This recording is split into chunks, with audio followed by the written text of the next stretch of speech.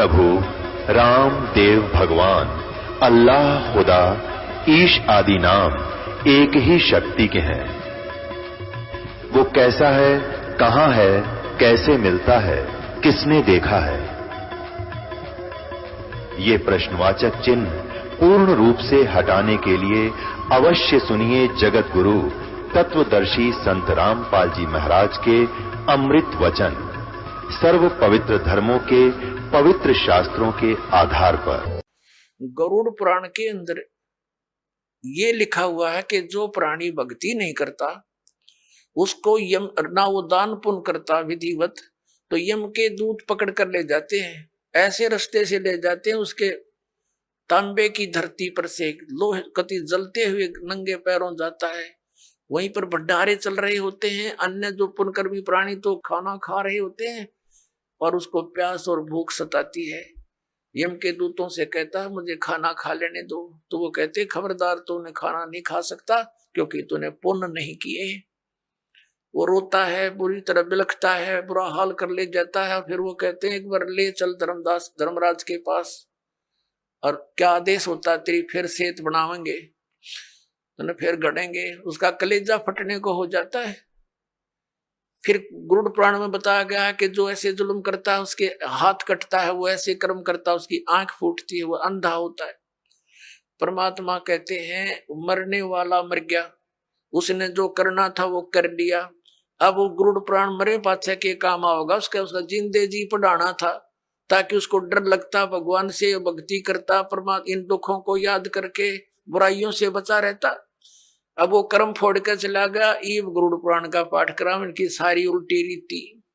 अब परमात्मा क्या बताते हैं कि पुराण उठा, फिर पंडित आगे, गुरुजी आगे, और पीछे गरुड़ पढ़ाई। नर से तीतू पशुआ की जय गद्दा बैल बनाई, ये 56 भोग कहा मन बोरे की तो कुरुड़ी चरने जाई। ओए पुण्यात्माओं, इस काल ने हमारी बुद्धि इतनी कमजोर कर दी, हम ये सोचते हैं कि हमने जो आज ठाठ है मनुष्य जीवन में, जब चाहे भोजन खा लें भूख लगते ही, जब चाहे चाय बनवा के पी ले, काजू किस्म सेब संतरे खावे, हलवे खीर खा लेते हैं। परमात्मा कहते हैं अगर इतनी सुविधा भगवान ने दी है जिसका कुछ काम भी नहीं आ रहा है, यदि आपने सत भक्ति नहीं की, गुरु धारण किया नहीं, तो फिर क्या होगा? नर से तीतू पशुआ की जय गद्दा बैल बनाई, ये 56 भोग कहा मन बोरे की तो कुरडी चरने जाई। ओए होए पुण्यात्मा, हमारा जो हृदय इतना कट्टर हो गया, इतना ज्ञानहीन हो गया हमारा हृदय में कि हम ये सुनकर भी यकीन नहीं होता सचमुच हमारी दुर्गति हो जाएगी। और यह सबसे बड़ी भूल जीव का लगी हुई है। ठीक है, स्वयं बुद्धि काम ना करती तो संतों के वचन सुनने चाहिए। अब कई जैसे हम अपने रिश्तेदारों को या कोई मित्र प्यारे से कहा करते, भाई राम नाम ले लो, भक्ति कर लो, हैं गधा बनोगे, कुत्ता बनोगे, वीरन मैटी होगी, हैं तो वो क्या कहा करते, किसने देखा है देखी जाएगी। ले कोई बात हुई है? अब मरे पाछे के अर्गद अपने पाछे के देखी जाएगी, फिर तो कुमार देखेगा, डायमंड का बोरा कड़पे मारेगा लठ। देखना थी देख, बुराई छोड़ भक्ति कर भगवान की। देखो कोई अंधा जा रहा है किसी कुमार्ग पर, गलत रास्ते पर, आगे से कोई आंखों वाला आ गया और उसको कह रहा कि सूरदास ये तेरा रास्ता ठीक नहीं, बहुत भयंकर बियाबान में चला जाएगा, तुझे खा जाएंगे हिंसक जानवर। अब वो यदि होश में है वो अंधा, तो आंखों वाले की बात पर विचार करना चाहिए कि इसने क्यों कहा ये बात, और तुरंत उस मार्ग को त्याग देना चाहिए।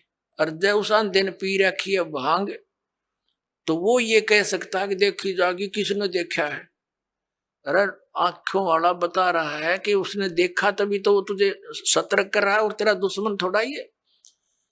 अंधे ने दिखा नहीं, आंखें वाले की माना नहीं, तो मरकुए में पड़ गए। तो ये संत महात्मा जिन्होंने भगवान को देखा और वहां का सब विधान से परिचित होकर आए, हमें ज्ञान दिया कि ये दो क्रियाएं तुम कर रहे हो, ये तुम गलत रास्ते जा रहे हो, इनको त्याग दो। अब ये संत महात्मा जो थे ये आंखों वाले थे, ये तत्व ज्ञान युक्त आंखें रखते थे, और हम अंधे हैं, तत्व ज्ञानहीन प्राणी हैं, और हम आंखों वालों की नहीं मानेंगे। हमने दिखता ना, अर्जुन उन्होंने दिखा, उन्होंने बताया, उनकी हम मानते ना, तो फिर वह बनेगी जो उस अंधे गेल बननी थी पड़बाड़ में।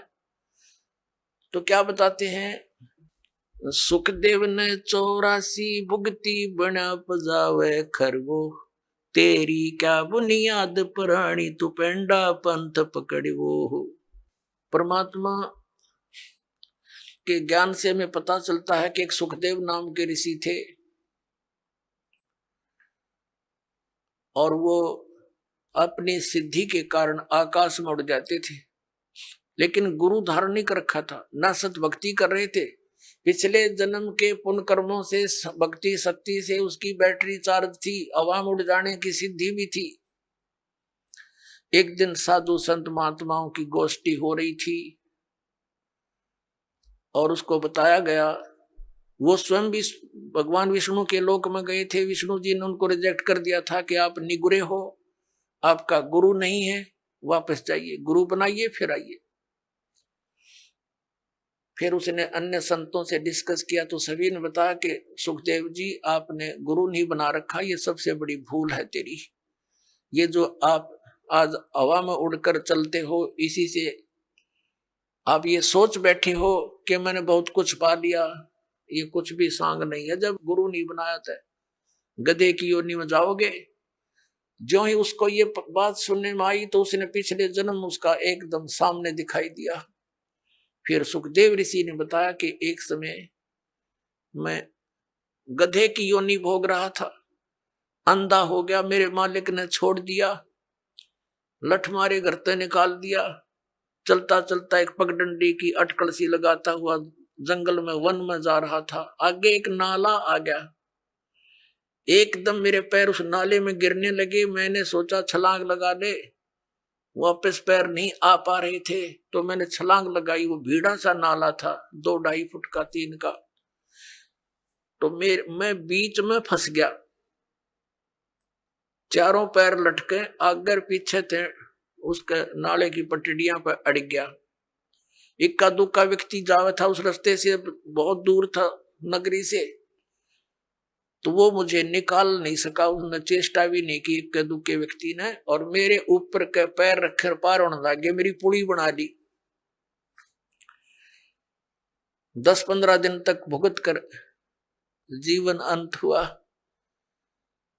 अब वो दुख याद आते हैं और भक्ति करता हूं तो यहां परमात्मा भी याद दिलाते हैं कि सुखदेव ने 84 भुगती और बना पजावे खरवो। खरवा ने गधा, पजावे होते हैं ऊंचे ऊंचे, ये कुम्हार लोग बनाते थे पहले।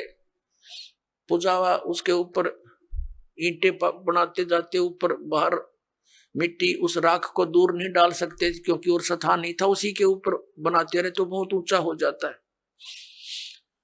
तो परमात्मा कहते हैं सुखदेव ने 84 भुगती बना पजावे खरवो, और तेरी क्या बुनियाद प्राणी तू पेंडा पंथ पकड़वो। तेरी क्या औकात है बोली आत्मा, तो ये रास्ता पकड़ जो मोक्ष मार्ग है, इस मनुष्य जीवन को नष्ट ना करे। अब यहाँ आदरणीय गरीबदास साहिब जी बता रहे हैं, परमात्मा कबीर जी की तरफ संकेत कर रहे हैं। नर से तू पशुआ की जय गद्दा बैल बनाई, ये 56 भोग कहा मन बोरे, कहीं कुरडी चरने जाई। ओए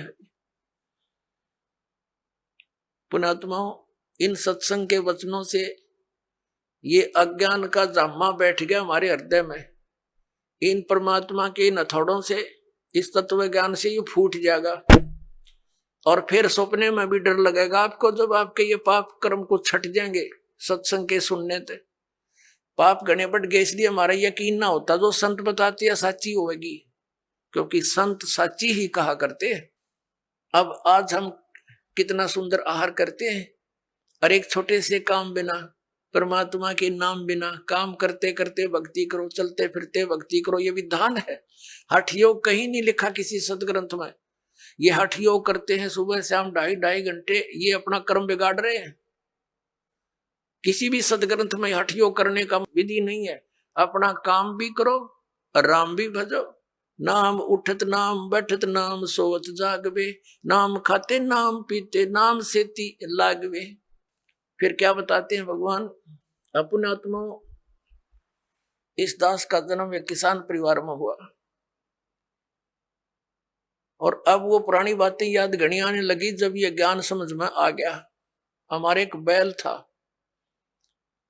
और उस बैल के पिछले खुरों में इतनी लंबी 1.5 इंच की कील घुस गई और पता लगा नहीं। हाली उसको खेतों में ले गया, सारा दिन हल जोता, इतनी लंबी कील लगी, रात्रि सुबह वक्त से लेकर गया था। पैर में लंग घनी करे बैल, लेकिन रोका नहीं सारा दिन। किस दृष्टिकोण से नहीं रोका कि कई बार बैल के नस पे नस चढ़ जाती है, तो सलाह दिया करते थे उस समय से ये हकीम होया करते कि बैल को ऐसा कोई झटका वटका लग गया होगा जिस कारण से ये लंग कर रहा है, लंगड़ा हुआ है, तो इसको रोकना नहीं चाहिए, काम लेते रहना चाहिए, इसी से ठीक होगा, नहीं तो ये सुन्न हो जाएगा पैर। इस दृष्टिकोण से आली ने सारा दिन प्रयोग किया, उसको रोका नहीं। शाम तक उसका पैर सोजस होगी, स्वेलिंग होगी, और घर पे आ गया जैसे तैसे 3 टांगों को रखता हुआ, और आते ही बैठ गया, ना कुछ चारा चरा ना खाया पिया, कुछ भी नहीं, और उठा नहीं। सुबह उठाने लगे तब मुंह खोल लिया और गिर गया बुरी तरह, पैर सूज गया। ऐसे हकीम होया करते उस समय। कोई बुलाया, उसने देखा इसकी सोजिश आ गई, ऊपर घुटनों तक, गोड्डे तक सूज गया पैर, सोजिश होगी। तो उसने बताया कि इसके गोड्डे में बा आ गया, घुटने में बैल के कीला गिरी, खुरों में ट्रीटमेंट घुटने पर होना शुरू हो गया। मालिश करें, उसका पट्टी बांध दी। अब पहले तो वो अफलातून पाक रहा होगा जब मनुष्य था, उसने सोची भी ना होगी अब बिजली गिरेगी तेरे ऊपर। अब बोल कर बता नहीं सकता कहाँ दर्द है, क्या पीड़ा है। 1 महीने तक भुगता रहा, खावे पीवे कुछ नहीं, आंखों से पानी गिरे। 1 महीने के बाद फिर वो अपने आप पक के फूट गया रिस, उसमें से वो मवाद निकलना शुरू हुआ। जब ध्यान गया, अरे तेरे की खुर, ये तो यहाँ कोई डिफेक्ट है। फिर दिखा किसी को, उसने साफ सूफ करके एक चिमटी सी तो देखो कील निकाली इतनी लंबी, तब राहत मिली उस प्राणी को। अब परमात्मा याद दिलाते हैं, कबीर जिव्या तो वाए बली, जो रटे हरि नाम, नहीं तो काट के फेंक दियो ये मुख में भलो ना चामे। परमात्मा कहते हैं जीव तो वाए बली, जो भगवान का नाम से मन जाप करे, उसका गुणगान करे, नहीं तो इस चाम की कोई आवश्यकता नहीं, इस मुंह में इसने काट के फेंक दो, इससे अच्छा था। तो पुण्यात्मा सत साधना ना करने तो या जुबान छीन ली जाएगी हमारी, हम बोल के बता नहीं सकते। अब वो बातें दास का याद आने लगी जब परमात्मा का यु ज्ञान समझ में आया, ये आंखें खुल गई, रात की नींद गई, दिन की चैन समाप्त हो गया था। जब तक ये साधना नहीं मिली, और मिलने के बाद फिर सिर दर की बाजी ला दी, समझा है तो सिर दर पाओ, बहुर नहीं रहे सादा। परमात्मा ने कहा है कि ये संसार समझदा ना ही, कहंदा श्याम दोपहरे नू, और गरीबदास ये वक्त जाता रोगे इस पैरे नू। इस समय ने याद करके रोया करोगे। अके भगवान मनुष्य जीवन में जब भक्ति कर लेते, कुत्ते बन के ऊपर न मुंह कर होते, उनको कभी कभी प्रेरणा होती है। अके बूंदी बन गई हमारे साथ, रात्रि में सर्दी के समय ऊपर से वर्षा हो रही है, और वो एसी रूम में रहने वाला आज धूम लगवा के और गली में विराजमान है, एक भक्ति ना करने से, और फिर न्यू करे ऊपर न मुकर को देखे बूंदी बनी। उसको की आत्मा तो वही है जो मनुष्य शरीर में थी, सारी महसूस करते हैं वो। तो यहाँ परमात्मा कहते हैं अच्छे दिन पाछे गए गुरु से किया ना हेत, अब पछतावा के करे मेरा चिड़िया चुगी खेत। यानी मनुष्य जीवन रहते ही ये ज्ञान याद आ जाता है, पता लग जाता है तो कुछ भी ना बिगड़ा। और वह बिरान माटी हुए पाछे फिर रोए जाओ परिणामों करके।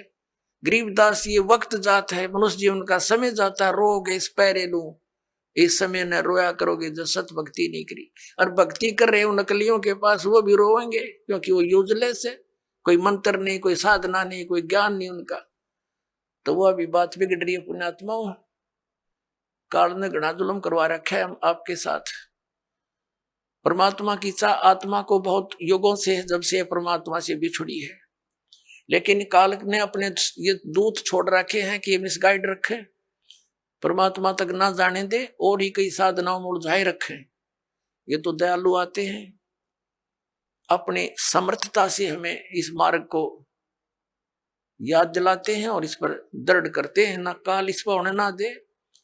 100 मन में खरपतवार पैदा कर देता जब सत्ज्ञान सुनता है, और जब अज्ञान सुना करते नो आराम से बैठे रहा करते। जो भी कोई कहता सारी साची, और अब सत शुरू होती है तो ये झूठी लगती है, क्योंकि हमने अज्ञान गणा सुन रखे। अब साधना करते हैं तो गलत करते हैं। क्या बताते हैं परमात्मा? प्रेत शिला पे जा विराजे पितरों पिंड भराई, बोर श्राद्ध खान को आए ये काग भये कल माही।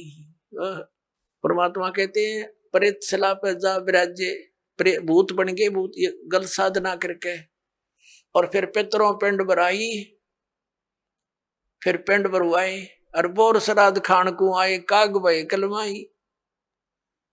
पुण्यात्मा ये श्राद्ध निकालते हैं, ये कहां से लिया इन्होंने ये जुगाड़?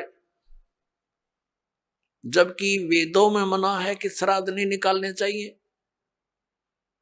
ये भूत पूजाएं हैं, भूत पूजोगे तो भूत पढ़ोगे। गीता जी अध्याय नंबर 9 के श्लोक नंबर 25 में कहा कि भूत पूजने वाले भूतों को प्राप्त होंगे, पितरों की पूजा करने वाले पितर बन जाएंगे, देवताओं की पूजा करने वाले देवताओं के पास जाकर उनके नौकर लगेंगे, और मेरी पूजा करोगे मुझे प्राप्त होगे। तो गीता जी में तो मना किया कि पितर पूजा भूत पूजा ये 13वीं करनी, अस्थि उठानी गति कराने के लिए गंगा में डाल कहानी, ये सारी शास्त्र विरुद्ध साधना है, वेद विरुद्ध साधनाएं है, ये नहीं करनी चाहिए। अरे हमारे धर्म गुरु इन नवगाटा जुड़वारे हमारा कि श्राद्ध निकालो, 17वीं 13वीं करो। अपना आत्मा परमात्मा कहा करते हैं, रे भोड़ी सी दुनिया सत्य गुरु बिन कैसे सरिया, रे भोड़ी सी दुनिया सत्य गुरु बिन कैसे सरिया। अपने लला के बाल उतरवावे देख के चीना लग जइया। एक बुढ़िया लेकर जागी अपने पोते या पोती ने, कहा गुड़गांव में आड़ी पे, अपने इष्ट धाम पर ले जाते हैं जहां पर भी, और वहां नाई बैठा होता है। और इन अज्ञानी धर्म गुरुओं ने हमारे को यह सलाह दे रखी है कि पहले बाल बच्चे के अपनी माता के ऊपर उतरवाने चाहिए इष्ट धाम पे। अब वह बुढ़िया जाती है पोता पोती ने लेकर, साथ में पुत्र वधू, और वहां नाई बैठा होता है। उसको जाकर के वह बुढ़िया कहती है कि नाई के भाई मेरे पोते के बाल काट दे। अब बाहर अगर 5 रुपया में काटता होगा ना नाई, उस इष्ट दाम पर 10 रुपये लेगा डबल। अब पता इसने मेरे बिना कोई काटनी है नहीं, इसके डबल तो लेगा। और फिर बुढ़िया न्यू कहेगी भाई काट दे जल्दी सी मोटे मोटे, और न्यू कहेगी बेटा देख अरे भाई नाई के ध्यान रखिए मेरे पोते का कच्चा सिर है, कदे इसका कैंची ना लाग जा, धीरे धीरे देख धीरे धीरे भाई। अब परमात्मा कहते हैं अपने लला के बाल उतरवावे, और इतनी चिंता कि कदे कैंची ना लग जाइया। अरे एक बकरी का बच्चा लेके उसका गला कटैया, रे भोली सी दुनिया। वो भी तो किसी का बच्चा था जो तो बलि चढ़ाने जा रही है, और अपने बच्चे का इतना दर्द कैंची भी ना छू जा। परमात्मा कहा करते जैसा दर्द अपना हो ऐसा जान बिरान है। अब फिर वो बाल लेकर बुढ़िया क्या करेगी, उसमें मंदिर में चढ़ावेगी भगवान की मूर्ति पे, और वो बूढ़ा पुजारी बैठा होता है, वो उसी से में उठा के उनने और एक थैले में डाल देगा बोरी में, और जब वह बोरी भर जाएगी श्याम ने, उसने उठा के कुरडिया पे फेंक आवेगा और कौन सा बैंक में जमा कराओगा उसने बाहर फेंकने उठा के ने। तो परमात्मा कहते तुम यही कटाओ और इन्हें यही फेंक दो, इसका कोई यूज नहीं, मूर्ख बना रखा तुम्हारे, धंधा खोल रहे हैं लोग।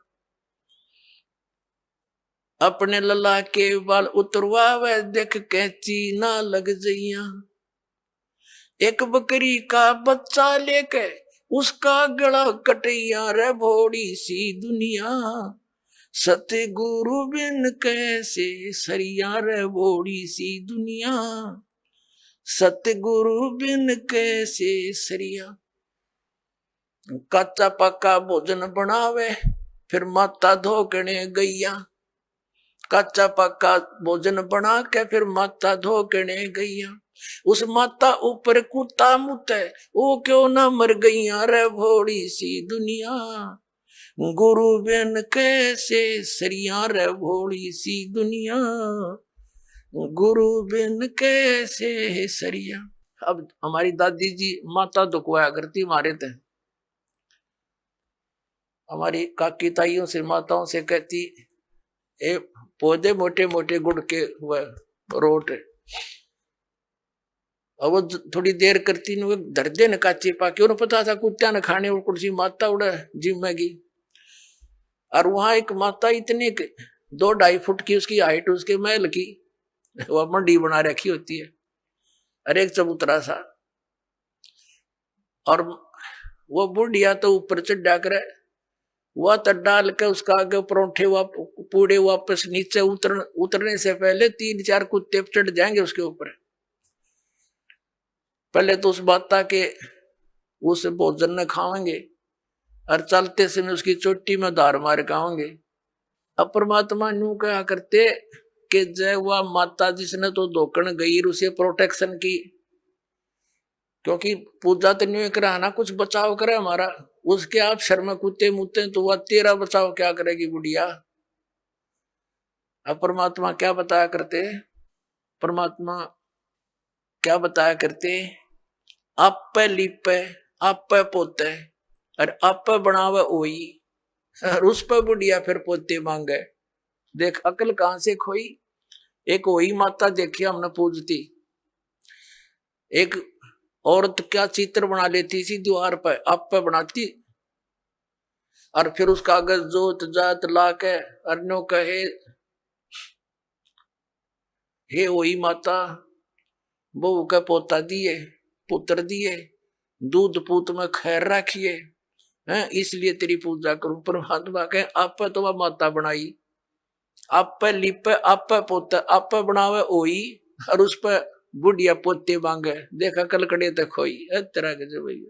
परमात्मा क्या याद दिलाते हैं कि जाटी पूजे पीपल पूजे और सिर तुलसा के हो और दूध पूत में खैर राखिए, नो पूजू हो तो जांडी पूजे और पीपल में पानी चढ़ावे और फिर तुलसी माता ने पूजे, और उनको किस लिए पूज रही हूं कि मेरे दूध पूत में खैर रखिए। बता अकल देखो हमारी, ये हमारे धर्म गुरुओं की गाइडलाइन थी हमारे को, ये शास्त्र विदिता का मनमान्य साधना करवा के सारे भूत बनवा दिए। फिर क्या बताते हैं परमात्मा, जीवित बाप के लट्ठम लट्ठा और मुए गंग पुचैया, और जब आवे आसुज का महीना और वो कौवा बाप बनैया रे बोड़ी सी दुनिया, सतगुरु बिन कैसे सरिया। जैसे जीवित बाप के साथ तो खेचा तानी रखे नकम्मी आत्मा है, और मरने के बाद फिर उसकी गति के लिए चलेंगे कहां से। देखो पुण्यात्माओं, ये हमारे धर्म गुरु कहां से गति कराने लगते हैं मृत्यु के उपरांत। पहले तो यूं कहेंगे कि अस्थि उठाओ और गंगा में प्रवाह कराओ, इसकी गति हो जाएगी।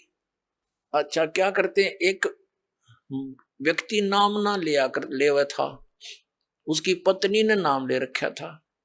वैसे उसका अपनी पत्नी को मना नहीं करता था, ज्ञान से बहुत कुछ परिचित भी था, लेकिन उसके सामने एक बात आती कि मेरा पिताजी की मृत्यु होगी और मैं यदि गंगा में अस्थि नहीं डालकर आया तो फिर मेरी आत्मा नहीं मानेगी, तो मैं इसलिए नाम नहीं लूं। एक दिन वो बता रही थी उसकी पत्नी कि मेरे तायसरे की मृत्यु होगी, यानी उसके ताऊ की, और वो लेकर गए उसकी अस्थियों को गंगा घाट पे। वहां बैठे वो पांडे, और वहां इन्होंने अपने अक्षेत्र बांट रखे हैं कि ये मेरे क्षेत्र का, ये मेरे क्षेत्र का। जाते ही पूछ लेते कहां से आए जी, वो बता दिया जी ऐसे ऐसे सोनीपत से आए। अच्छा अच्छा आज तुम हमारे हो वो पकड़ ले गए। तो वहां जाकर उसने देखा, खोल कर पिछला सारा इतिहास बता देते हैं। तो क्या बोले वह न, बोले यजमान इब कद बहुत जन्माए रे तेरा गजब भयो। अब उन्होंने कह रही थी कि वो बतावा था उसका पति के मेरा माथा ठनक्या कि दुश्मन तेनू बाट देखा हम रोज मरा, कद बहुत जन्माए गति कराण। तो वो कहने लगा उसके बाद मेरा वहां से मन हट गया कि वो तो हमारी सारा दिन जो है ना ये कुशोण मनावे हैं। अपने आत्माओं गति करवा दी, किस गति करवा दी के गंगा में अस्थि डलवा दी, होगी गति। फिर कह 13वीं करो, 13वीं किस लिए कि गति कराने खातिर। अच्छा वह 13वीं भी कर दी। फिर कह अब इसके सरहद निकालो, पहले प्रत्येक महीने किया करते, फिर छठे महीने और बड़ा व्यवस्था करते थे, और फिर 1 वर्ष के बाद वो कंप्लीशन होता था, उसका समापन करते थे। 1 साल में पूरे वर्ष लगे रहते थे गति कराने। और फिर क्या करते हैं परमात्मा कहते हैं प्रेत शिला पैजा विराजे पितरों पिंड भराई। फिर पिंड भरवा दो, पितरों की मुक्ति हो जाएगी। परमात्मा क्या कहते हैं, जीवित बाप के लट्ठम लट्ठा हर मुए गंग पुचैया, और जब आया आसोज का महीना कौआ बाप बनैया रे बोली सी दुनिया। अब फिर आगे श्राद्ध के समय आसोज का महीना, तो जिस तिथि को कोई घर का सदस्य मृत्यु को प्राप्त होता है तो हमारे धर्म गुरु वो तिथि नोट कर लेते हैं। आसोज के महीने में अमावस्या से लेकर पूर्णमासी तक उस किसी भी तिथि को मृत्यु होती है तो उस दिन विशेष कार्यक्रम करते हैं, श्राद्ध निकालते हैं। और सबसे पहले क्या करते हैं, वो बनाकर भोजन ऊपर रखते हैं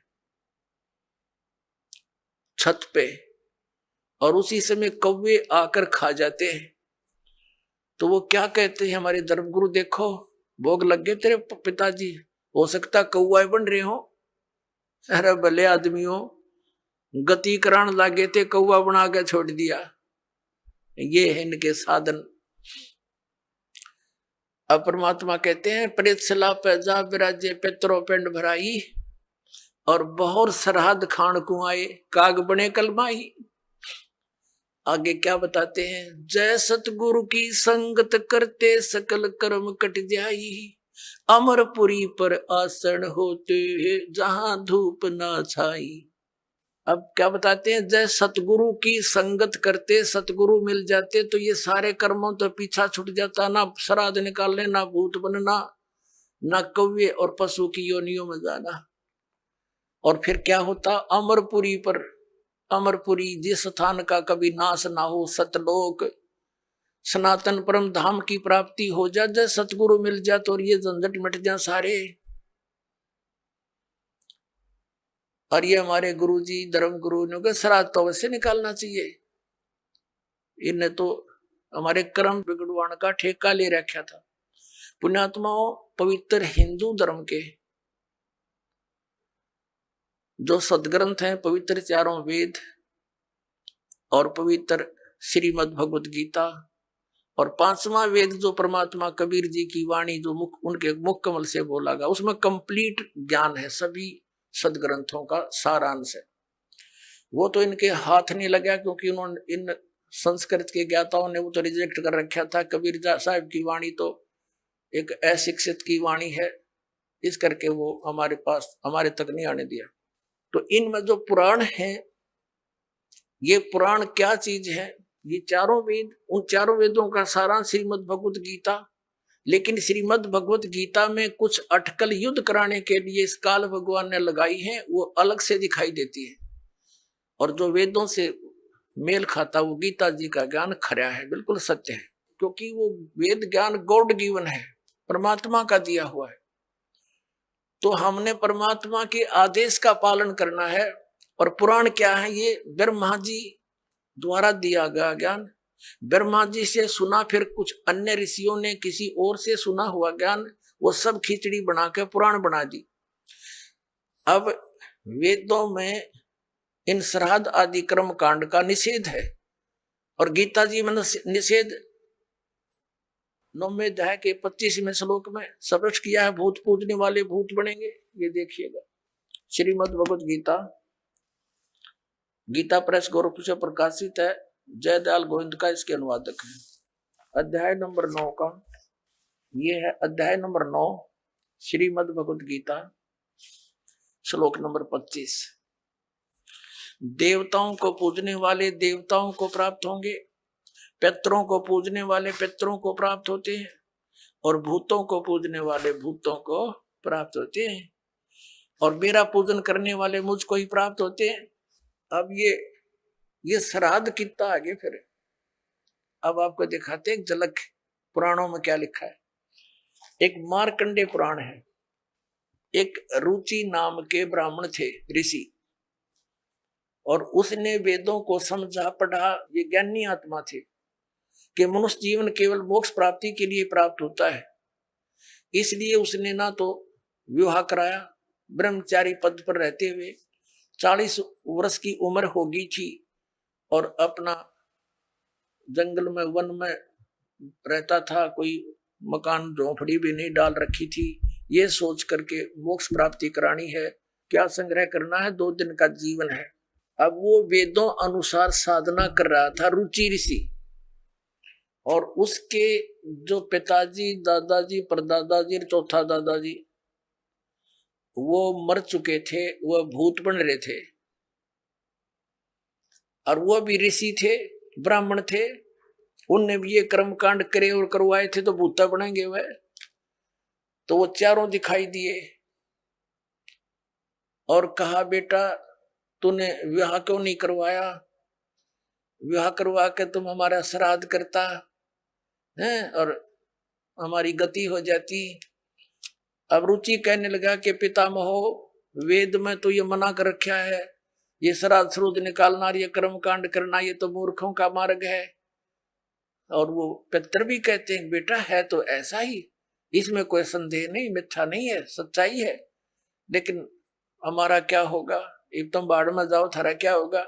आप मरे, अरे पुत्र और मरवाने के लिए तैयार करे। या देखो मार्कंडेय पुराण, ये गीता प्रेस गोरखपुर से प्रकाशित है। गीता प्रेस गोरखपुर से प्रकाशित है। ये गीता प्रेस गोरखपुर से प्रकाशित है। ये 242 पृष्ठ पे संक्षिप्त मार्कंडेय पुराण, रोचे मुनि की उत्पत्ति कथा। मार्कंडेय जी कहते हैं कि ब्राह्मण, पूर्व काल की बात है, प्रजापति रुचि ममता और अहंकार से रहित इस पृथ्वी पर विचरते थे। उन्हें किसी से भय नहीं था, वे बहुत कम सोते थे। उन्होंने न तो अग्नि की स्थापना की थी, न अपने लिए घर ही बना रखा था। वे एक बार भोजन करते और बिना आश्रम के ही रहते थे। उन्हें सब प्रकार की आसक्तियों से रहित एवं मुनिवर्ती में देख उनके पितरों ने उनसे कहा, ये देखिए चारों आगे भूत बन रहे, ये देखो, ये रुचि ऋषि है, ये इनके पहले बने हुए वो पंडित जी सारे भूत पूज का भूत बन गए। अब ये दिख गए इसने सारे इकट्ठे। पितर बोले, बेटा विवाह स्वर्ग और अपवर्ग का हेतु होने के कारण एक पुण्यमय कार्य है। ये तो इन पितरों के वचन हैं। ये तो पितरों के वचन है जो अपनी सलाह दे रहे हैं। अब देखना, उसे तुमने क्यों नहीं किया। ग्रस्त पुरुष समस्त देवताओं, पितरों, ऋषियों और अतिथियों की पूजा करके पुण्यमय लोकों को प्राप्त करता है। वह सभा के उच्चारण से देवताओं को, शब्द से पितरों को तथा अन्नदान, बलि, वैष्णदेव आदि से भूत आदि प्राणियों एवं अतिथियों को उनका भाग समर्पित करता है। बेटा, हम ऐसा मानते हैं कि गृहस्थ आश्रम को स्वीकार न करने पर तुम्हें इस जीवन में कलेश पर कलेश उठाना पड़ेगा तथा मृत्यु के बाद और दूसरे जन्म में भी कलेश ही भोगना पड़ेगा। रुचि ने कहा, पितरगण, परिग्रह मात्र ही अत्यंत दुख एवं पाप का कारण होता है तथा उसे मनुष्य की अधोगति होती है, उससे मनुष्य की अधोगति होती है। यही सोचकर मैंने पहले से स्त्री संग्रह नहीं किया। अब यहां देखो, पितर बोले, बेटा, जितेंद्रिय होकर आत्मा का प्रक्षालन करना उचित है, किंतु तुम जिस मार्ग पर चल रहे हो वह मोक्ष मार्ग है। बता, इसने तो घटिया मान रहे मोक्ष मार्ग ने कि तुम जो कर्म कर रहे हो, जिस मार्ग पर चले तो मोक्ष मार्ग है। अरे हम बतावांगे पितृवृंद का मार्ग। देखिए, रुचि ने पूछा, पितामहो, वेद में कर्म मार्ग को अविद्या कहा गया है। जो तुम सलाह दे रहे हो वो कर्म कांड, श्राद्ध श्रुद्ध निकालना, पितृ पूजना, वो तो मूर्खों की विद्या, अविद्या का है, मूर्खों का सलाह कही है। फिर क्यों आप लोग मुझे उस मार्ग में लगाते हैं। पितर भी कहते हैं, पितर बोले, यह सत्य है कि कर्म को अविद्या ही कहा गया है, इसमें तनिक भी मिथ्या नहीं। फिर थारा शर बच गया, फिर क्या रह गया बता भाई। ये हमारे पुराणों में लिखा है। अब इस बात को पितर भी मानते हैं। आप जो साधना करें तो मोक्ष मार्ग है, और आप फिर उसको सलाह दे रहे हैं भूत पूज, श्राद्ध निकाल, ब्याह करवा, अरे यो नरक मार्ग है। और आप भी मानते हैं कि आप जो मार्ग अपना रहे हो तो मोक्ष मार्ग है। और रुचि कहता है वेद के अंदर तो इसको अविद्या, मूर्खों की साधना बताइए, तो पितर भूत पूजना, श्राद्ध निकालना, और पितर स्वीकार भी कर रहे हैं, कहा ऐसा ही है, इसमें कोई मिथ्या नहीं। फिर ये बकवाद घट रखी, अगरुम ऐसा कर लो, पितर ऐसा कर देते हैं, पितर पुत्र दे देते हैं, टट्टू दे देते हैं, आपा भूखे मरे, बतावे हम मूर्ख बना रखा है। एक थोड़ी सी झलक दिखाते हैं आपको इसी मार्कंडे पुराण में। इन कहां से ले रखे ये श्राद्धा के सिलसिले। एक मंदालसा नाम की औरत थी, उसने अपने पुत्र को शिक्षा दी, और वह ये ले रहे हैं। देख, मार्कंडे पुराण के अंदर है, यही आपको सुना रहे हैं। ये काशी पृष्ठ से थोड़ा सा लेंगे। मंदालसा बोली महाराज, ये मंदालसा ज्ञान देती हुई आ रही है। मंदालसा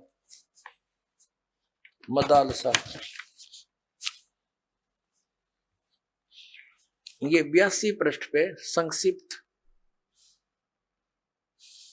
मार्कंडे पुराण, यहां देखिए। अब ये क्या सलाह दे रही है कि जो पितर देवलोक में है और जो त्रिक योनियों में ये पशु पक्षी बने हुए हैं, और जो मनुष्य योनियों में एवं भूत वर्ग में स्थित हैं, भूत बन रहे हैं, और वे पुण्यात्मा हो या पापात्मा, जब भूख प्यास से विकल होते हैं तो वे अपने कर्मों में लगा हुआ मनुष्य पिंड दान तथा जल दान के द्वारा उन्हें तृप्त करता है। इसी तरह वह देवताओं और अतिथियों को भी संतुष्ट रखता है। देवता, मनुष्य, पितर, भूत, प्रेत, गोहक, पक्षी, कृमि और कीट आदि भी मनुष्यों से ही जीविका चलाते हैं। अब ये क्या बता रही है कि चाहे तो वो जो पितर देवलोक में है, जो त्रिक योनिया में पड़े हैं, और जो मनुष्य योनियों में यानी भूतादि पितर बन रहे हैं, वे पुण्यात्मा हो या पापात्मा, सब भूखे प्यासे मरते रहते हैं। तो वो टट्टू देवलोक में हुए, भूखे मरते प्यासे मरे। अब क्या बताते हैं आगे, ये देखिएगा, यहाँ क्या बताया है संक्षिप्त मार्कंडे पुराण 92 पृष्ठ पे। इनमें से जो नरक में निवास करते हैं, जो पशु पक्षी की योनियों में पड़े हैं तथा जो भूत प्रेत आदि के रूप में स्थित हैं, उन सब को विधि पूर्वक श्राद्ध करने वाला यजमान तृप्त करता है। कैसे करता, सुनो। मनुष्य पृथ्वी पर जो अन्न बिखेरते हैं उनसे पिशाच योनि में पड़े पितरों की तृप्ति होती है, जो जमीन पर दाने डाल देते हैं। बेटा, स्नान के वस्त्र से जो जल पृथ्वी पर टपकता है उससे वृक्ष योनि में पड़े हुए पितर तृप्त होते हैं। जो रूख वृक्ष बन गए उन नन्हों का नहा का जो वस्त्र ने छोड़ दिए ना, वो वृक्ष योनि में पड़े हुए तृप्त हो जाएंगे। अरे भले आदमियों। अब ये एक बार क्या था, परमात्मा कबीर जी काशी में गंगा घाट पर चले गए। गंगा का एक घाट बना हुआ है, वहां पर ये ब्राह्मण लोग सूर्य को, यानी ऐसे सूर्य की तरफ मुंह करके गंगा से जल उठावें और वहीं डाल दें। कबीर साहब बढ़कर उसमें गंगा में घुटनों पानी में और ऐसे नौकरन लगे गंगा के जल को पटरी पर फेंक रहे पूरी स्पीड तक। अब वो सारे पंडित जी अपना काम छोड़ के कबीर साहब की ओर देखने लगे। कहने लगे, वो कबीर ये क्या कर रहा तू? कबीर जी बोले, आप क्या कर रहे हो? मैंने ना पूछा, तुम क्यों पूछ रहे हो मेरे से? पहले आप बताओ आप क्या कर रहे हो? कि हम अपने पितरों को स्वर्ग में जल भेज रहे हैं। ये हम यहां जल डाल रहे हैं ना, ऐसे मंत्र बोलकर, ऐसे सूर्य की तरफ मुंह करके, ये वहां स्वर्ग में हमारे भूखे प्यासे पितरों को जल प्राप्त होगा। परमात्मा बोला, मैंने एक बगीची लगा रखी अपनी झोपड़ी के आगे और मैं उस बगीची को सींच रहा हूं। फिर मंड के करड़े हो गए। तो वो कहने लगे, रे भोले आदमी, इतनी दूर कैसे जाएगा जल? ये तो यहीं पड़ा है। वो तेरी झोपड़ी के आगे बगीची जो छोटी सी लगा रखी, वो कैसे सिंचाई होगी इससे? कि एक लाखों किलोमीटर दूर, मील दूर तुम्हारे पितरों को स्वर्ग में ये पानी मिल सकता है, तो ये 2 किलोमीटर पे क्या दिक्कत आएगी इसको? तो उनकी चौंध टूट गई। पंडित जिया ने फिर अपना गलती स्वीकार की, माल की शरण ग्रहण करी। अपने आत्मा वही यहां ये सिस्टम है। देखो, अब देखो इनके आगे फिर मार्कंडेय पुराण हम पढ़ रहे हैं 92 पृष्ठ पे, 92 पे। उससे वृक्ष योनि में पड़े हुए पितर तृप्त होते हैं। अच्छा, वृक्ष तो है इतना बड़ा और पानी निचोड़ा कपड़े का उड़ा गंगा के किनारे, बताओ वृक्ष कैसे तृप्त होगा? उसमें तो बाल्टी भर गिरनी पड़ेगी। तो किसी मूर्ख बना रखे हैं। देखो, और नहाने पर अपने शरीर से जो जल के कण इस पृथ्वी पर गिरते हैं, उनसे उन पितरों की तृप्ति होती है जो देव भाव को प्राप्त हो रहे हैं। देखो इनकी अकल। कहते हैं नहाने के बाद जो छींटे छाटे पृथ्वी पर पड़ते हैं ना, वो जो देवता बन गए उन पितरों की तृप्ति होती है। वो टट्टू देवता बन गए, जब इससे पानी तो छकेंगे उड़ा हुआ। अकल बना मार रखी मारी। देखो देखो, नहाने पर अपने शरीर से जल के कण इस पृथ्वी पर गिरते हैं ना, उनसे उन पितरों की तृप्ति होती है जो देव भाव को प्राप्त हुए हैं, जो देवता बन रहे हैं।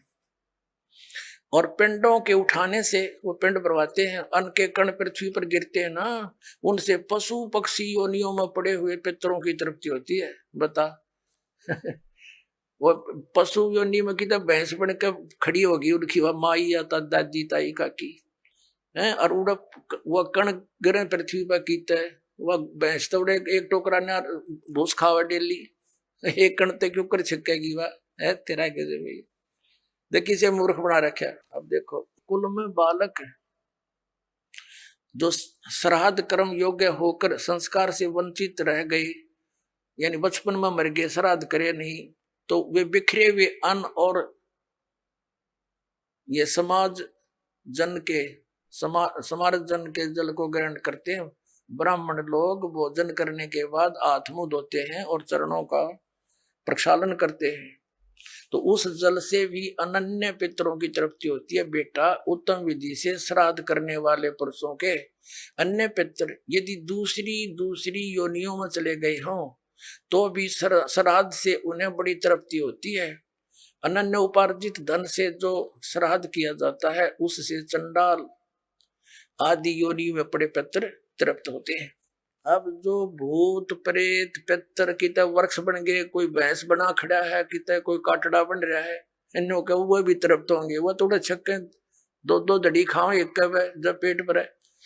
एक बार आदरणीय गरीबदास साहिब जी गांव छुडानी में हुए, जिनको परमात्मा मिले थे और सचखंड ले जाकर वापस छोड़ा था, उन्होंने फिर ये ज्ञान दिया। एक उनका शिष्य था किसान, और वो गरीबदास साहिब जी के पास बहुत समय बैठता था, प्रतिदिन सत्संग सुनता था, दिन में विचार सुनते रहते थे, बैठ जाते थे। तो वो एक दिन नहीं आया। गरीबदास जी ने पूछा, भाई कल क्यों नहीं आया? अगले दिन जब वो पहुंचा, उसने बताया कि महाराज जी कल मेरी माँ का श्राद्ध था और हमारे गुरुजी वो पंडित जी आए थे, उन्होंने श्राद्ध श्रुत निकाला, उसमें सारा दिन बिजी रहा मैं। अच्छा भाई। फिर कहने लगा जी कल भी नहीं आने पाऊंगा मैं। पर गरीबदास जी ने पूछा कल क्या बात है? कि कल मेरे पिताजी का श्राद्ध है। अच्छा। परमात्मा पहले भी बहुत समझाते थे गरीबदास साहब जी, लेकिन हमारी बुद्धि इतना काम नहीं करती, हम संसार के व्यवहार को घड़ा महत्व तो देते हैं। तो कभी गरीबदास जी ने कहा भी एक काम करना बेटा, जब तेरे पिता का श्राद्ध निकाल ले तुम्हारे वो ब्राह्मण जी, उसके बाद 2 व्यक्तियों का खाना ले आना यहाँ पर। अब उस व्यक्ति ने सोचा गुरुजी अपने लिए मंगाते होंगे। जब उनके गुरुजी ने सारा काम कर लिया, तैयारी उसने सब लगा दिया, भोग भाग कौवे कावे छका दिए, तो बाद में बचे हुए 2 रोटियों का 2 मनुष्यों का खाना लेकर के वो गरीबदास जी के मकान में आ गया। गरीबदास जी भी गृहस्थी थे, बाल बच्चेदार थे, किसान थे, लेकिन परमात्मा से परिचित हो चुके थे, तत्व ज्ञान से परिचित थे। उस भगत का ही खेत था, उसमें एक जोड़ी थी, छोटा सा तालाब जिसको लेट बोले। जब वो व्यक्ति लेकर आ गया 2 मनुष्यों का भोजन, गरीबदास जी कहने लगे आजा मेरे पीछे पीछे। अब उस व्यक्ति ने सोचा खेतों में कोई साधु संत आए होंगे, इनसे मिलने आते रहते हैं।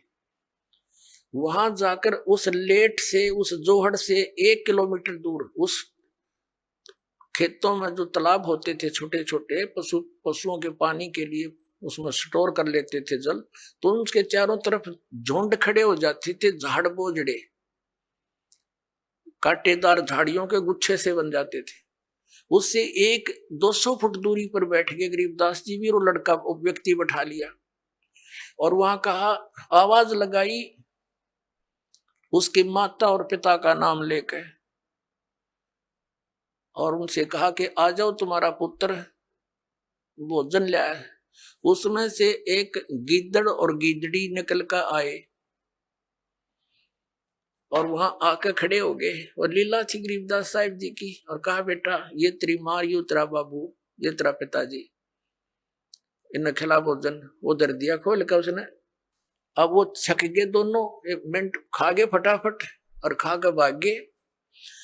अब गरीबदास जी बोले कि तुम्हारे गुरुजी क्या कह रहे थे कि 1 दिन के भोजन खिलाने से और 1 वर्ष तक तुम्हारे पिताजी पितर जो जिस भी योनि में है वो तृप्त रहेंगे। अखा जी ऐसे कह रहे थे, ये दोनों भूखे मरे थे, खा गए सारे ने, और भोगते ला के आए हो तुम्हें। अखा जी उस दिन पीछे कान पकड़ दिया कि जी बाढ़ में जाओ, ये तो बकवास है सारी। तो छोड़ दी सारी वो लोकवेद और दंत कथा, मनमाना आचरण उस प्यारी आत्मा ने।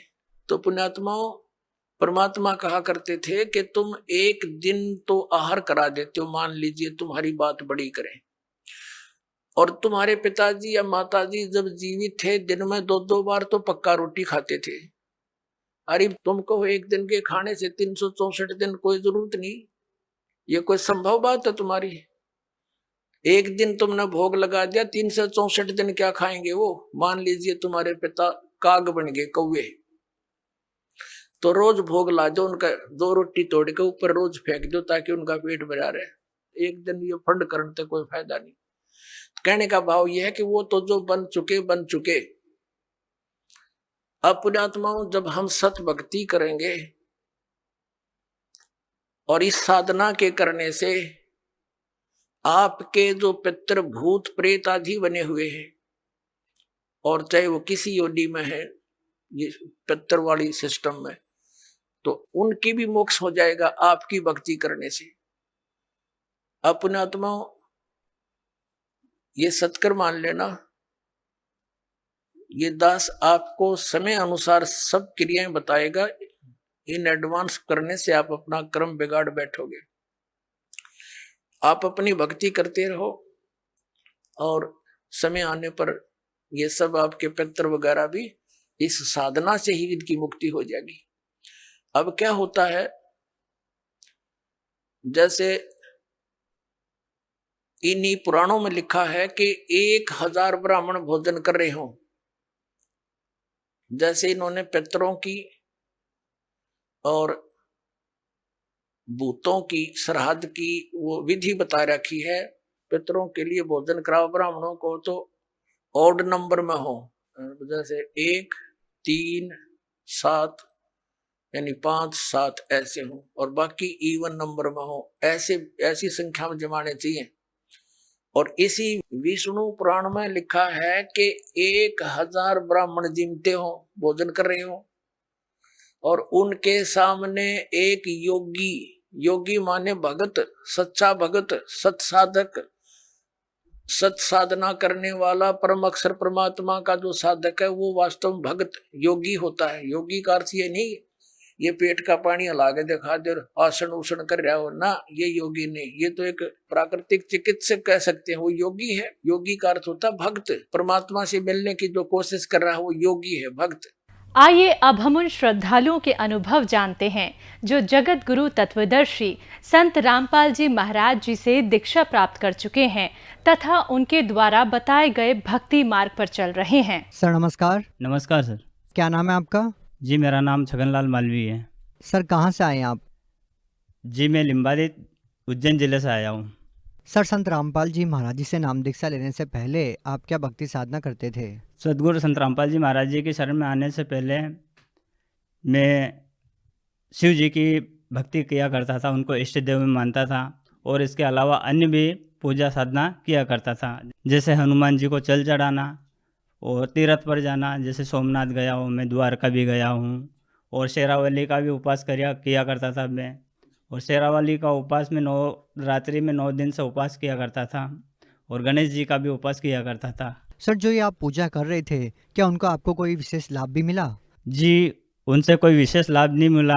घर में आर्थिक स्थिति बहुत कमज़ोर रहती थी, इसके साथ साथ घर में कलह भी हुआ करता था, और इसके साथ साथ में मेरे जो नशा करता था वो नशा भी बरकरार चलता था, और नशा नहीं छूट पाया मेरा। क्या सर आप भक्ति करते करते भी नशा कर रहे थे? जी सर, उसके बाद में भी मैं सभी प्रकार का नशा करता था, जैसे कि दारू पीना, गांजा पीना, तम्बाकू खाना, बीड़ी सिगरेट, ये सभी प्रकार के विकार मेरे में जो के त्यों थे, और सभी प्रकार का मैं नशा किया करता था। सर संत रामपाल जी महाराज जी से आपने नाम दीक्षा कब ली? सर मैंने संत रामपाल जी महाराज जी से 28 दिसंबर 2012 को नाम उपदेश लिया। आपको संत रामपाल जी महाराज जी के बारे में पता कैसे लगा? जी संत रामपाल जी महाराज जी का सत्संग मैंने टीवी पर देखा था, और उसके बाद में मुझे अच्छा लगा सत्संग। उसके बाद में मैं संत रामपाल जी महाराज जी की शरण में गया। सर हम आपसे जानना चाहेंगे कि आप इतने सालों से देव देवताओं की भक्ति करते थे, उसके बावजूद आपका नशा नहीं छूट पा रहा था, आपके घर में गृह कलेश भी रहता था, तो क्या संत रामपाल जी महाराज जी से नाम दीक्षा लेने के बाद भी आप नशा करते हैं? जी संत रामपाल जी महाराज जी की शरण में जाने के बाद में उनसे नाम जब उपदेश लिया मैंने, तो उसके बाद में वो दिन है का आज का दिन है, मैंने किसी प्रकार का नशा नहीं किया, और अपने आप वो नशा छूट गया। सर एक बात बताइए, आपका नशा कैसे छूट गया? लोग काफ़ी कोशिश करते हैं, नशा मुक्ति केंद्र भी जाते हैं, उसके बावजूद भी वो नशा करना नहीं छोड़ पाते। वो नशा छोड़ने के लिए बहुत सारी क्रियाएं भी करते हैं, मेडिसिन भी लेते हैं, उसके बावजूद भी वो अपना नशा नहीं छोड़ पाते। तो संत रामपाल जी महाराज जी से नाम दीक्षा लेते ही नशा अपने आप कैसे छूट गया? जी संत रामपाल जी महाराज जी जो नाम उपदेश देते हैं, जो भक्ति बताते हैं, उस भक्ति की शक्ति से ही हमारे विकार सभी प्रकार से दूर हो जाते हैं, और सभी प्रकार का नशा छूट जाता है। और नशा तो दूर रहा, अगर कोई हमारे पास में बीड़ी पीता है तो उसके पास में भी हम नहीं बैठते हैं, क्योंकि उसकी बदबू ही इतनी बुरी लगती है हमें, और इसी प्रकार से हमारा नशा छूट गया है। और क्या क्या लाभ मिला आपको? जी, और लाभ मुझे मिला है, जैसे कि मैं कोरोना पॉजिटिव आ गया था, डॉक्टर से जांच करी मैंने सरकारी हॉस्पिटल में जाके। डॉक्टर ने बोला कि आप पॉजिटिव हो, आप घर से अलग हो जाओ, परिवार से अलग हो जाओ। फिर मैंने पूछा कि सर मैं कहाँ जाऊँ? तो उन्होंने बोला कि आप सरकारी हॉस्पिटल जाओ, वहाँ पे आपका इलाज होगा। सरकारी हॉस्पिटल गया तो वहाँ पे हमारे पास में ही एक कैंप लगा था मरीजों का, तो फिर वहाँ पे मुझे भेज दिया। फिर मैंने वहाँ पे जाने के बाद मन ही मन सद्गुरु रामपाल जी महाराज जी से प्रार्थना लगाई। तो उसके बाद में 2 दिन में वहाँ पे शिफ्ट रहा, एडमिट रहा, भर्ती रहा। उसके बाद में वहाँ डॉक्टरों ने मुझे चेक किया। चेक करने के बाद में उन्होंने बोला कि आप घर जाइए, आप यहाँ रहोगे तो और ज़्यादा संक्रमित हो जाओगे, आप घर जाइए। तो वहाँ से 2 दिन के बाद में मुझे वापस घर भेज दिया और मैं पूरी तरह से ठीक हो गया। सर, संत रामपाल जी महाराज जी से नाम दीक्षा लेने के बाद आपको और कोई भी लाभ मिले? जी, और मिसेस को भी लाभ मिला है। मिसेस पहले सर दर्द बहुत ज़्यादा हुआ करता था, ये नॉर्मली बात नहीं है, बहुत ज़्यादा हुआ करता था, जिस कारण से वो बहुत परेशान रहती थी। उसके बाद में रोया करती थी बैठ के। फिर हमने डॉक्टर को भी दिखाया, पास में डॉक्टर गाँव में ही। डॉक्टर ने बोला कि ठीक है भाई, इलाज कर देते हैं। इलाज कर दिया, कोई लाभ नहीं मिला। फिर बड़े डॉक्टर को उज्जैन भी गए हम दिखाने के लिए। डॉक्टर ने वहाँ जाँचें लिखी, जाँच भी करवाई। फिर डॉक्टर ने कुछ दवाई गोली भी दी, कोर्स भी दिया कि भैया ये कोर्स आप ले लीजिए, उसके बाद में दिखाना। उस कोर्स से कोई लाभ नहीं हुआ। फिर दूसरा कोर्स दिया डॉक्टर ने, उससे भी कोई लाभ नहीं हुआ। इस प्रकार से उसकी बीमारी जो सर दर्द था उसमें कोई फ़र्क नहीं पड़ा। फिर इसी प्रकार संत रामपाल जी महाराज जी से पत्नी ने नाम उपदेश लिया, तो आज तक उसको वो बीमारी नहीं हुई। जी, और एक छोटा बच्चा है हमारे घर में, करीब करीब 6 साल का। उसके यहाँ सर में एक इतना बड़ा फुंसी हो गया था, जो काला था, जो जिसे मेद बोलते हैं गाँव भाषा में। वो दिन प्रतिदिन बढ़ता ही जा रहा था। घर वाले बोलते थे कि ये मेद है और ये जाके बहुत बड़ा हो जाएगा और इसका ऑपरेशन ही करवाना पड़ेगा। तो फिर ऐसे ऐसे भगतमती ने प्रार्थना लगाई संत रामपाल जी महाराज जी से, तो वो जो था फुंसी इतनी बड़ी, वो अपने आप धीरे धीरे पूरी तरह से बैठ गई और आज वहाँ पर निशान भी नहीं है। सर, जैसा कि आपने बताया कि संत रामपाल जी महाराज जी से नाम दीक्षा लेने के बाद आपको बहुत सारे लाभ मिले हैं। सर, आप पहले भी भक्ति कर रहे थे, तो जो पहले आप देव देवताओं की भक्ति कर रहे थे उस समय आपको लाभ क्यों नहीं मिल रहे थे? सर, क्या कहना चाहेंगे? सर, ये तो मुझे संत रामपाल जी महाराज जी की शरण में जाने के बाद ही पता चला कि क्यों नहीं मिली। इनसे भक्ति करने के बाद में भी लाभ क्यों नहीं मिला, क्योंकि वो जो साधना करता था वो सब शास्त्र विरुद्ध था, और शास्त्र विरुद्ध साधना से कोई लाभ नहीं मिलता है। क्योंकि गीता जी में प्रमाण गीता अध्याय 16 के श्लोक 23-24 में है कि जो शास्त्र विधि को त्याग कर मन माना आचरण करता है उसे किसी प्रकार का कोई लाभ नहीं मिलता है। जैसे कि न तो उसके कष्ट का निवारण होता है, ना उसका मोक्ष होता है, ना उसकी कोई गति होती है। इसलिए शास्त्र अनुकूल ही भक्ति करना चाहिए, हमारी गीता जी में प्रमाण है। सर, आप भगत समाज को क्या संदेश देना चाहते हैं? जी, भगत समाज से मैं तो यही प्रार्थना करूँगा, संतोष तो क्या दूंगा, प्रार्थना करूँगा कि संत रामपाल जी महाराज वो साधना बता रहे हैं जो अपने शास्त्रों में वर्णित है, जो आज तक किसी धर्म गुरु ने नहीं बताई, जो अपना मन माना आचरण करवा रहे हैं। संत रामपाल जी महाराज वो साधना बता रहे हैं जो अपने शास्त्र में प्रमाणित है। वो लाभ जो संत रामपाल जी महाराज जो अपने शास्त्रों में जो वर्णित जो साधना से जो लाभ मिलते हैं, वो संत रामपाल जी महाराज जी से नाम उपदेश लेके भक्ति करने से लाभ मिलते हैं। सर, आज कोई व्यक्ति अगर संत रामपाल जी महाराज जी से नाम दीक्षा लेना चाहता है तो वो उनसे नाम दीक्षा कैसे ले सकता है? जी, बहुत आसान तरीका है। संत रामपाल जी महाराज जी के सत्संग कई चैनलों पे चलते हैं, उसके नीचे एक पट्टी चलती है, उस पट्टी पे कुछ नंबर दिए जाते हैं। उस नंबर पर आप संपर्क करके अपने ही जिले के अंदर निःशुल्क नामदान प्राप्त कर सकते हैं और सभी प्रकार के लाभ भी ले सकते हैं। जी, धन्यवाद। सत साहेब जी।